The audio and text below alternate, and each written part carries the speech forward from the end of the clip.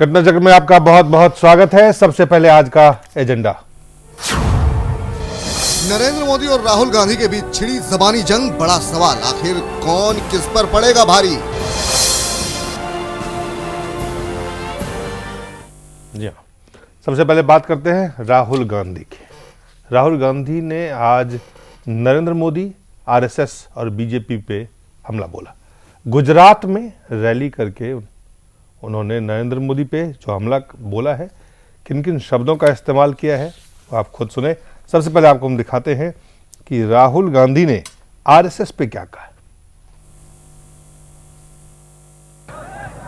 RSS एक जहरीली विचारधारा है जो भारत की आत्मा को नष्ट कर देगा। और उन्होंने सरदार पटेल और मोदी, जो सरदार पटेल को लेके मोदी बोलते हैं, उस पर उन्होंने क्या कहा राहुल गांधी ने। पूरी जिंदगी ये आरएसएस में रहे। जो सरदार पटेल ने कहा, जो गांधी जी ने कहा, उसको ना ये समझते हैं ना उसके बारे में उन्होंने पढ़ा है। मूर्ति बनाना चाहते हैं। गांधी जी को मारा किसने? किस विचारधारा ने गांधी जी को मारा? इनकी विचारधारा ने गांधी जी को मारा।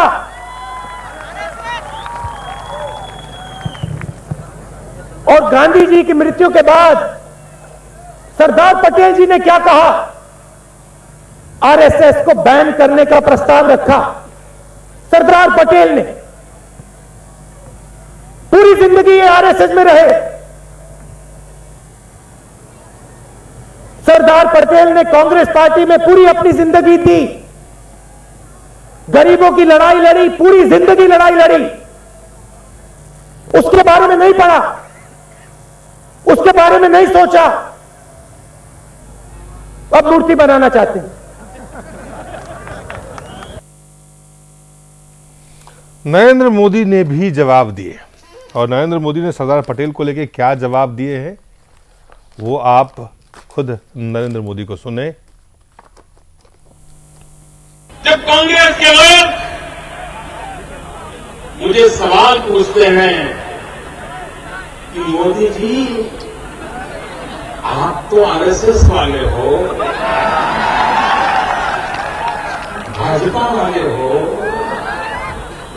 और आप सरदार पटेल का इतना बड़ा स्टैच्यू बनाने जा रहे हो, स्टैच्यू ऑफ यूनिटी बनाने जा रहे हो।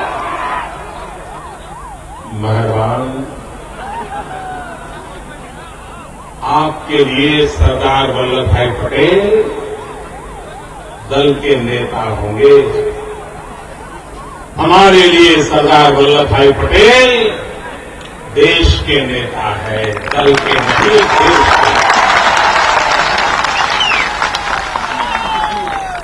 आपके लिए सरदार वल्लभ भाई पटेल राजनेता होंगे, हमारे लिए सरदार।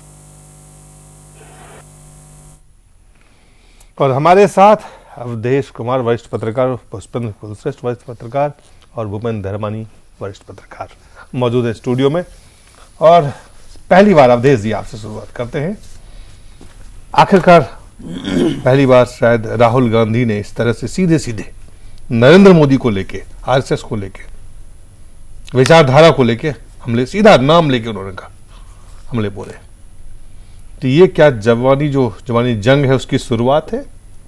आने वाले दिनों में जो अब तक राहुल गांधी लगातार बचते रहे, क्या वो उसकी शुरुआत अब हो गई? ये तो बहुत सामान्य सी बात है कि शुरुआत हो गई है, लेकिन ये कांग्रेस के अंदर भी, कांग्रेस के सहयोगी भी और जो दूसरे भाजपा विरोधी हैं वो भी ये प्रश्न उठा रहे थे कि राहुल गांधी और कांग्रेस पार्टी नरेंद्र मोदी का मुकाबला करने में सक्षम नहीं हो रही है। उसके बाद ही काफी खर्च करके बाकायदा एक कंपनी को हायर किया गया कि राहुल गांधी कैसे बोले, क्या बोले, कहां से बोले, और उसका हमने एक इसकी पृष्ठभूमि हमने पिछले दिनों जो कांग्रेस महासमिति की दिल्ली में बैठक थी, जब हमने देखा, और अभी जब हम देख रहे थे तो आपसे मैंने मजाक में कहा भी था कि ये मुस्लिम पावर खा लिए हैं क्या, क्योंकि एक स्वयं को भी जो शैली नरेंद्र मोदी की है उसी शैली में, उसी तरह का गर्जना करके, उसी तरह के हाथ और मुट्ठी बांध के उन्हीं की भाषा में जरा हमला करो, ये तरीका है। लेकिन इसका महत्व देखिए, कई आज बारदोली जगह है, आपको पता है कि इसी बारदोली ने सरदार वल्लभ भाई पटेल को सरदार का नाम दिया था इसी सत्याग्रह में। आपको मालूम है कि इसी बारदोली से कांग्रेस भले बाकी सीट हार जाए, बारदोली वो जीतती है, अभी भी लोकसभा के जो उनके सदस्य हैं वो यहाँ के हैं, बाकी भले वो हार जाते हैं। तो बारदोली को विशेष रूप से चुना गया था जी। और जिन जिलों में गए थे, जिन गांव में, वो सारे गांव वो थे चिन्हित किया गया था जिसमें वल्लभ भाई पटेल उस आंदोलन के समय उन्होंने यात्रा की थी लोगों को जागृत करने के लिए जी। तो ये सारे वहां से होते हुए उसका समापन था, 600 गांवों में आए थे। लेकिन जो उन्होंने हमला किया है उसका अर्थ यह है कि कांग्रेस ने इस बार जो चुनाव का एजेंडा है वो मान लिया है कि राहुल गांधी वर्सेस नरेंद्र मोदी ही हमको भी बनाए रखना है। एक दूसरा, उसने मान लिया है कि हमको उनके विचार, जो आइडियोलॉजी है आरएसएस और बीजेपी का, उस पर ज्यादा हमला करना है। तीसरा, उसने मान लिया है कि इसी आधार पर अगर हमला करते रहेंगे तभी जो कुछ हमारा भ्रष्टाचार और बाकी चीजें हैं वो पीछे जाकर के और एक ध्रुवीकरण की स्थिति बनेगी। और चौथी, इस यात्रा का जो नाम था वो था विकास खोजो, मतलब जैसे अंधेरे में कोई चीज गायब हो जाती है उसकी तलाश करना। तो इसका अर्थ यह हुआ कि आने वाले समय में जो भी गुजरात की कमियां हैं, जो वहां से रिपोर्ट लोगों ने बनाई है, उसको लेकर के नरेंद्र मोदी पर ज्यादा तेज हमला होगा। और अब कांग्रेस ने जो आज तक अपने मुख्य कमांडर को संरक्षित किए हुए था, आज ये माना जा सकता है कि उनको खुला छोड़ दिया है और ये बता करके कि बस अब आप ही के हाथ में पार्टी की इज्जत है, आप जैसे चाहे हमला करें।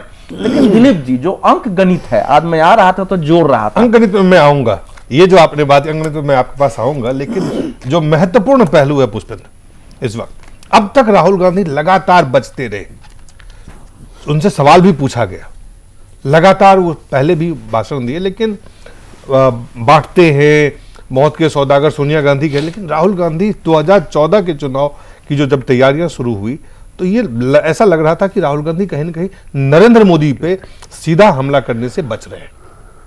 आज उसने सीधा हमला नरेंद्र मोदी और आरएसएस, भाजपा पे उन्होंने हमला नहीं किया है, नरेंद्र मोदी पे किया है और आरएसएस पे किया है। क्या मतलब है जो अवधेश जी कह रहे हैं कि कांग्रेस ने ये मान लिया है, तय कर लिया है कि इन नरेंद्र मोदी पे हमला करके आप बाकी चीजों से बच सकते हैं?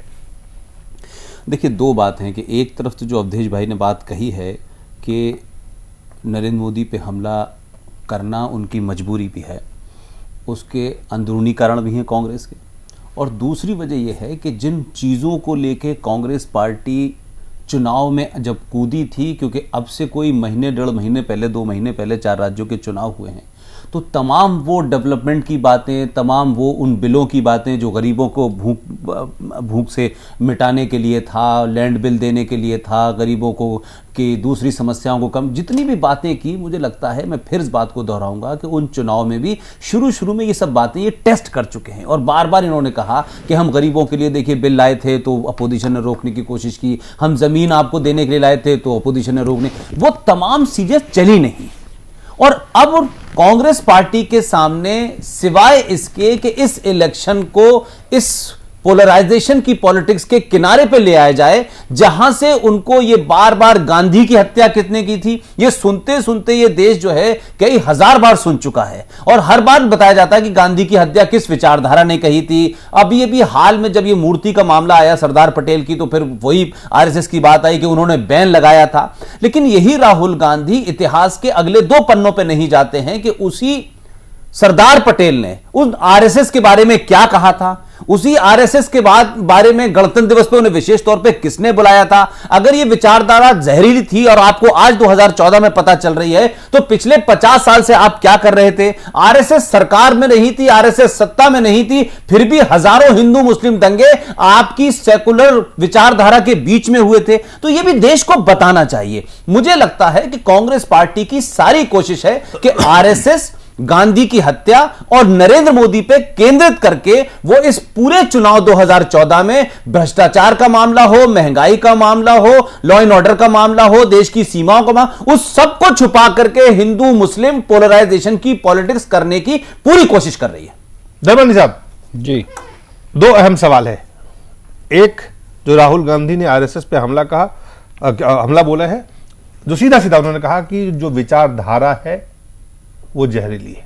पुष्पेंद्र ने आपने पुष्पेंद्र की बात सुनी। जो सवाल है कि आरएसएस को नरेंद्र मोदी समझ में आता है, आरएसएस को सीधा हमला आरएसएस पे करना, इसके पीछे क्या कारण है राहुल गांधी का, खास करके इस हमले को? देखिए, मुझे ये लगता है कि जैसे पहले भी एक बार चर्चा में बात आई है कि मोदी ने जो एजेंडा सेट किया है 2014 का, गुड गवर्नेंस का, जी, मोदी ने जो बात कही है 125 करोड़ के वेलफेयर की, जी, उनको एम्प्लॉयमेंट की, उन्होंने जो एक एजेंडा सेट किया था विधानसभा के दौरान, जो 2014 में रिपीट किया करने की उनकी मंशा थी, जो एजेंडा वो सेट करना चाहते थे, उस एजेंडे पर कांग्रेस बोलने के लिए पूरी तरह से कतरा रही है। और कांग्रेस पूरी तरह से खोखली है इन मुद्दों के ऊपर, वो बोल नहीं सकती है इन मुद्दों के ऊपर, क्योंकि उनका पूरा का पूरा एजेंडा जो है वो उसको वहां से डाइवर्ट कर केवल और केवल सांप्रदायिकता की तरफ ले जाना है। आप ये मान, जो पुष्पेंद्र कह रहे हैं, आप कह रहे हैं कि कांग्रेस पार्टी, मेरे को लगता है कि जो एजेंडा 2014 के चुनाव मैं वहीं आ रहा हूं, मैं सेकुलर की लड़ाई में बदलना चाहता हूं। बिल्कुल, और इसीलिए उस लड़ाई में उनको सबसे कन्वीनियंट और सॉफ्ट टारगेट जो है वो आरएसएस नजर आता है। और इसलिए आरएसएस की बैकग्राउंड को लेकर जो मोदी पे हमला किया, मोदी की जो बैकग्राउंड आरएसएस से जुड़ी हुई है, उनको लगता है कि मोदी के ऊपर सीधा अटैक करने के बजाय पहले संघ को, जो एक दोनों को, मोदी और संघ को अटैक करके ही ये जो पूरी उनकी सोनिया गांधी ने कुछ दिनों पहले कहा कि जो लोग जहर देते हैं ना, जहर की खेती करते हैं, उनको मत दीजिए। उसको आज इन्होंने इलेबोरेट किया है। ये क्या साबित करें? इन्होंने नरेंद्र मोदी का नाम नहीं लिया, लेकिन ये कहा है कि आरएसएस की विचारधारा जहरीली है और इनका पूरा जीवन ही आरएसएस में बीता है। तो असल में जहर तो यही है, इनका विचार ही जहरीला है। वो दोनों चीजें मिक्स की हैं। जिसका नरेंद्र मोदी ने दिया था कि जहरीला कौन है, लेकिन इसको दूसरे रूप में समझिए कि 6 फरवरी 2013 से, जब से नरेंद्र मोदी ने स्वयं को राष्ट्रीय परिप्रेक्ष्य में स्थापित करने का अभियान शुरू किया Shri Ram college of commerce से, तो धीरे धीरे पूरे देश का राजनीतिक वातावरण, उसका तापमान इतना बढ़ गया है कि आक्रामकता इतनी बढ़ गई है कि अब इस समय अगर आपको मुकाबला करना है तो आपको हमलावर होना ही पड़ेगा। Attack is the best defence युद्ध होता है। सुनिए, वो ये नहीं कि आप ज्यादा रक्षात्मक होंगे तो करेंगे। अगर राहुल गांधी कांग्रेस के नेता हैं तो आक्रामक होंगे, तो स्वाभाविक है। उनके पास कोई चारा ही नहीं है कि जहां तक वो हमला कर चुका है उस स्तर पर आने की कोशिश उनको करनी ही पड़ेगी, उनकी मजबूरी है और उसके घर से शुरू करनी पड़ेगी। और जिसको उस व्यक्ति ने बनाया है प्रतीक वल्लभ भाई पटेल को, वहां से शुरू करनी पड़ेगी। इसलिए इसने बारदोली को, आज के डेट को और पूरे भाषण को उन्होंने आज दिया है। और इससे पता चल रहा है कि आने वाला जो है चुनाव, उसमें कितना तापमान इस बार गर्म होगा। जी, इसमें दिलीप जी जो बात महत्वपूर्ण है, आप कम से कम एक चीज में तो मोदी सफल हुए हैं, और वो ये है कि जो 65 वर्ष 67 वर्ष देश की आजादी के बाद कम से कम अब नेहरू खानदान को छोड़कर एक नए नेता सरदार वल्लभ भाई पटेल का नाम तो कम से कम गांधी परिवार लेने लगा है। जी, ये एक नया चेंज है। एक छोटी सी बात जो आप कह रहे थे, मुझे लगता है कि जिस तरीके से राहुल गांधी यकायक आरएसएस को बीच में आज हुए हैं और आरएसएस को लाते हुए उन्होंने गांधी का हवाला दिया, जो कि कांग्रेस के बहुत से लीडर देते रहे। लेकिन मुझे लगता है कि अभी चंद रोज पहले जिस तरह से एक तथाकथित एक आदमी को पकड़ा गया है और पिछले कई साल से वो सीबीआई और एनआईए के बीच में है, कभी वो कहता है कि साहब उसने बयान दे दिया है कि मैंने समझौता एक्सप्रेस में बम धमाका किया किया था। अभी 3 दिन पहले देखें कि इस देश की मीडिया, प्रिंट मीडिया और टेलीविजन की हेडलाइन बना हुआ है कि आरएसएस के मुखिया मोहन भागवत के इशारे पे समझौता एक्सप्रेस में वगैरह वगैरह जगह बम धमाके हुए। ये जो पूरा माहौल मीडिया में बनाया गया आरएसएस के बारे में, जो आज की जनरेशन है उसके सामने एक सीन क्रिएट हुआ टेलीविजन और मीडिया के द्वारा, और उस आरएसएस के बारे में जिस तरीके से उन्होंने हमला किया है, मुझे लगता है 3 दिन की जो पटकथा थी उसका भाषण का रूप आज इन्होंने जो लिया है उसके पीछे की कहानी लगता है कि आरएसएस को पहले मीडिया में लाए और फिर यह कहा कि आरएसएस कितनी जहरीली है और आरएसएस ने गांधी जी की हत्या की और वही आरएसएस आज देश में मुझे लगता है ये ट्विस्ट है, प्लांटेड है पूरी तरीके से। पुष्पेंद्र भाई की एक बात मैं जोड़ना चाहता हूं, दलीप जी एक बात बहुत महत्वपूर्ण इसमें जोड़ने वाली है। 3 दिन पहले एक मैगजीन जो बहुत ज्यादा पॉपुलर नहीं थी उसको कोट करके इतना हाइप किया जाता है और जब वो डिनायल आता है उसके ऊपर मीडिया पूरी तरह से चुप हो जाता है। ये बिल्कुल बात ठीक है, डिनायल भी चला, डिनायल बहुत कम चला, उस लेवल पर नहीं चला। उस बहस पे अलग से चर्चा कर सकते हैं कि क्यों मीडिया ने उसको उठाया, लेकिन सवाल है कि राहुल गांधी अब सीधे सीधे नरेंद्र मोदी के सामने है और नरेंद्र मोदी के निशाने पे भी होंगे। बड़ा सवाल है कि क्या वो नरेंद्र मोदी पे भारी होंगे या नरेंद्र मोदी उन पर भारी पड़ेगा। एक छोटे से ब्रेक के बाद